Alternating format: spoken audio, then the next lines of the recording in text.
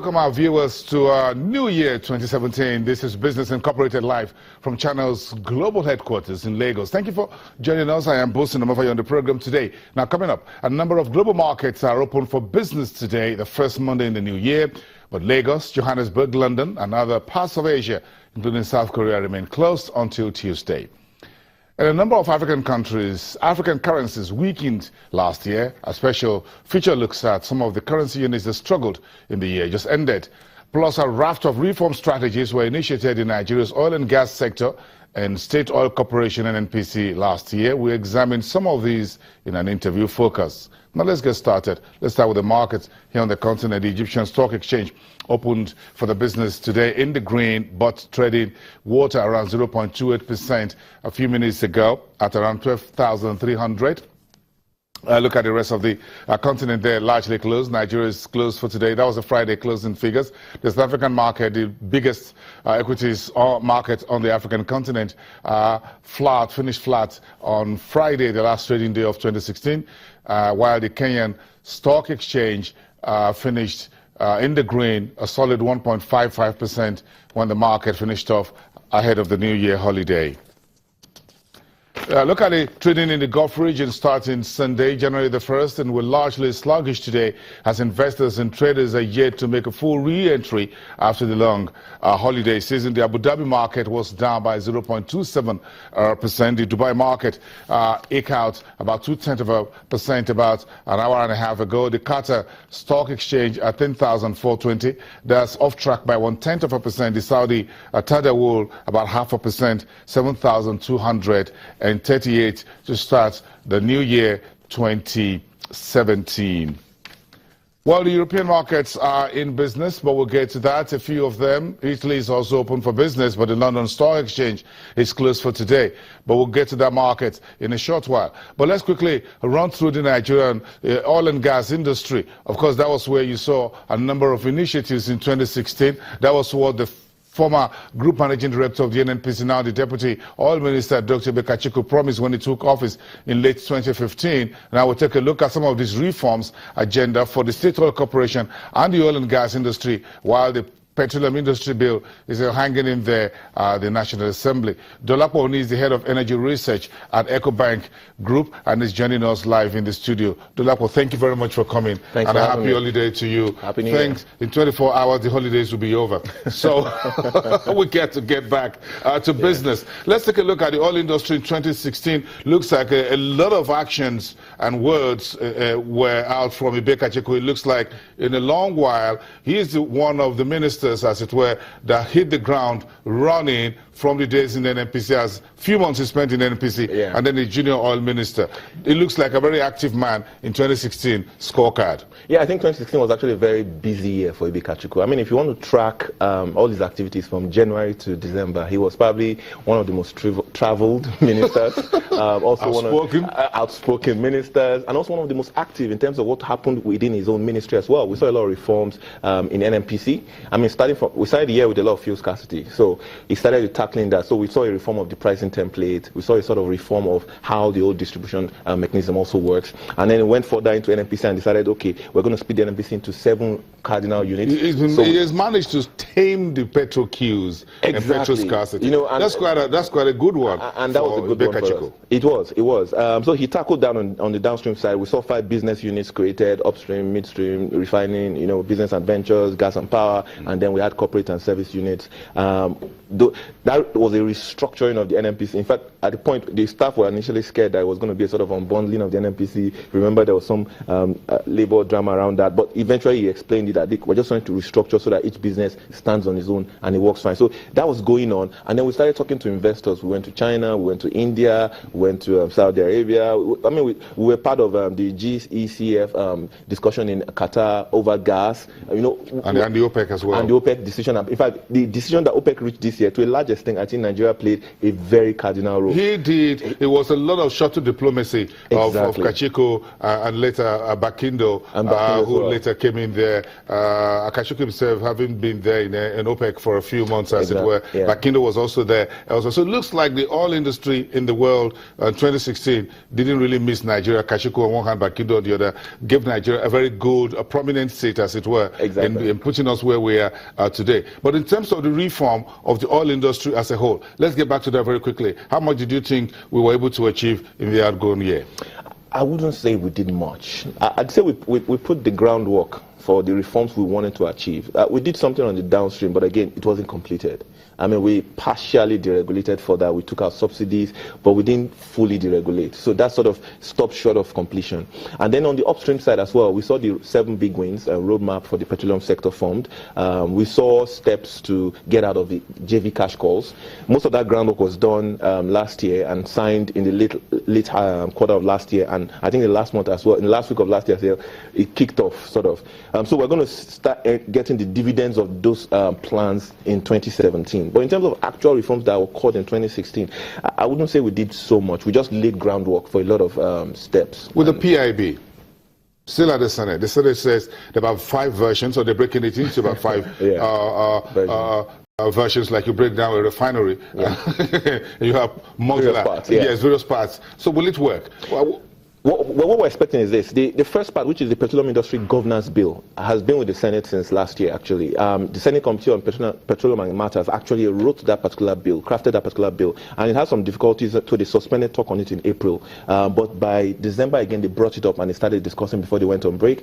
This January, we hope when they resume, one of the first things they will be tackling will be that PIGB. Now, the PIGB is the one that explains basically how the government will relate with the oil and gas industry. It has nothing to do with fiscal terms, has nothing to do with downstream, has nothing to do with operations. But that bill, once it's passed, gives a clear idea of how the government will work with the petroleum sector. It gives a clear idea of what will happen to NNPC as well, to really be unbundled and so on. It gives a clear idea of the powers of the president and the petroleum minister. So with that sorted, we can now move into fiscals, move into deregulation, and all the 4 segments that will come out from the PIB. In total, it looks like, as far as 2016 was concerned, the government at the center, and led by Dr. Kachiko here, who's the Deputy Petroleum Oil Minister, spoke less of the broader industry, but more to the NNPC, the State Oil Corporation, and what needs to be done. Yeah, I think they did. And that was partly because, again, don't forget, when they came in, part of what they meant is that they didn't have a lot of money to run around with. Now, so part of what they wanted to do immediately was to see, how do we tackle, number one, we have existing debts, JV cash calls. Those are constantly on our head. We have a lower revenue from oil, lower oil prices, lower production. And we have a commitment to cash calls, which is a top line item. So every time, as soon as money comes in, there's an amount that immediately goes into cash calls. So there's very little left to pay into the Federation account. In fact, if you check NNPC records for last year, there were several months where they made no payment into Federation account because they just had to pay money for cash calls. And they tried to make a lot of cash call payment last year. I think they did about $4 billion or thereabout. Now, so that is a lot of stuff. So they focus so much on how do we tackle this issue. So we need to get NNPC better structured. NNPC has to turn a profit. In fact, last year the aim was to get NNPC to a neutral point, first of all, and maybe a profit later in the year, but we said it's likely not possible. They got to 0 at almost a point. I think that was in March, April, but then we started seeing more negatives after all the militancy started. So the idea was to get NNPC to a profitable point and also get more money from the oil sector by streamlining where are the revenues going, where are they coming from. So we started seeing issues like them saying IOCs are smuggling some portion of their crude. We started seeing issues around, okay, how do we get out of this JV cash calls, and all that groundwork started. So there was so much focus on that segment, especially from immediately after the downstream issue was sorted. That was all they occupied themselves with till the end of the year. In terms of transparency and accountability, this was the year 2016 that we saw month-on-month disclosure of NNPC activities on the table, on social media, on the news, on the website of the NNPC. That was one of the kudos that should be given to this administration and to Dr. Kachiko and the rest of his team, the team at the NNPC. Yeah, I totally agree. We saw a lot more. There were some delays. I mean, we always talking about when we didn't see reports on time, but eventually the reports would always come. And you'll be able to see, okay, this is what has been paid into Federation account, this is what NNPC generated. What's the state of the refineries? And the state of the refineries. And I mean, it's amazing to have all that data, because as an analyst, it gives you better, I mean, something you can use to feed your models and something you can use to make more predictive outcomes. So it was good. That transparency was very good. And I hope is that they'll sustain it into the new year. If we look into the new year, which is still early days, I'm not sure how you're going to look at 365 from day one. Yeah. But if you have if you have the spy-filled glasses, what's the outlook for the new year with the NNPC? Let's start with what we can handle and what has been handled so far. Okay, with the NNPC, I think it's one thing the current GMD has said from his recent speech is that part of the focus will be to get the NNPC, the refineries working better. And so there's a lot of attention being paid to refinery. Last year, we actually ended the quarter with higher capacity utilization in the refineries. We started seeing average capacities of about 24%, 25% in the refineries. So there's some effort to try and turn them around quickly, because that will yield a bit of a quick win for us in terms of imports, because we don't even have the dollars. Don't forget, we're having that issue downstream. And then on the upstream side, there are efforts again with the money that will come in, because we won't be paying those cash calls again.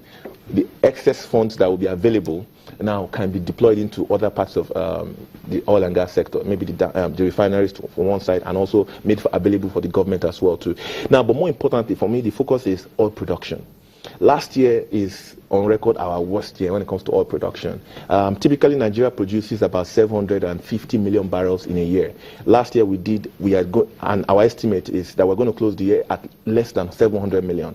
I mean, so clearly, it was a very bad year. And the likelihood is that even in 2017, because we still haven't tackled those issues that led to that, we are likely to still see similar low product. They're not yet resolved. Upstream, come down to downstream. One very quick question. Do you think we've seen the back of fuel queues, higher petrol prices? Is it something that perhaps we just have under the table? Is likely going to come up in the new year? We have it under the table. It's likely to remain a challenge, because this year we're likely to see higher oil prices, as a result higher fuel prices, and as a result higher demand for imports and dollars, which are not available. So we're going to have to either increase our fuel prices, or we're going to see those fuel scarcities return. We need to be prepared for that, isn't Yes. it? We need to prepare. What else do we need to prepare for? Is it likely that the PIB will see the light of day in 2017?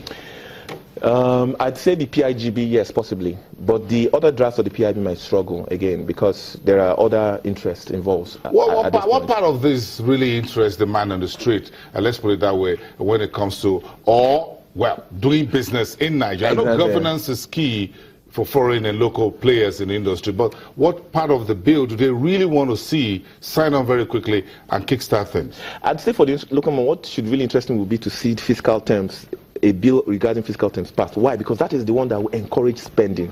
And when there's spending, there will be jobs. And when there's jobs, then there will be incomes, there will be, jobs for everybody, and so on. So it's that bill that needs to be passed, in my view. That's the fiscal side. Yes. And you think that will generate the much needed foreign investment inflows? We see money going into North Africa, a lot of the oil and gas. It looks like everybody around us looks like making money and whatever, but we seem to be the only guy in the room who's not making money. Yeah, because there's no clarity on that fiscal terms. Everybody still feels deep water is going to be very expensive, so why invest in it? But that same deep water last year was about the only discovery we had, the oil discovery, which was 300 million barrels per day. So that's still where we need people to come and invest. But if the fiscal terms are not clear and fiscal terms are not attractive, you will not see investments.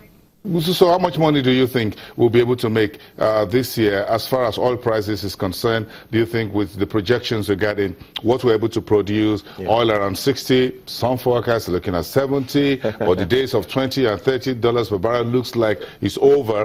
With the geopolitical situation around the world, Russia, Syria, Donald Trump coming in the next 3 weeks or thereabout, it looks like we can as well say, well, we're going to have a bit of a jolly ride on crude prices in the new year.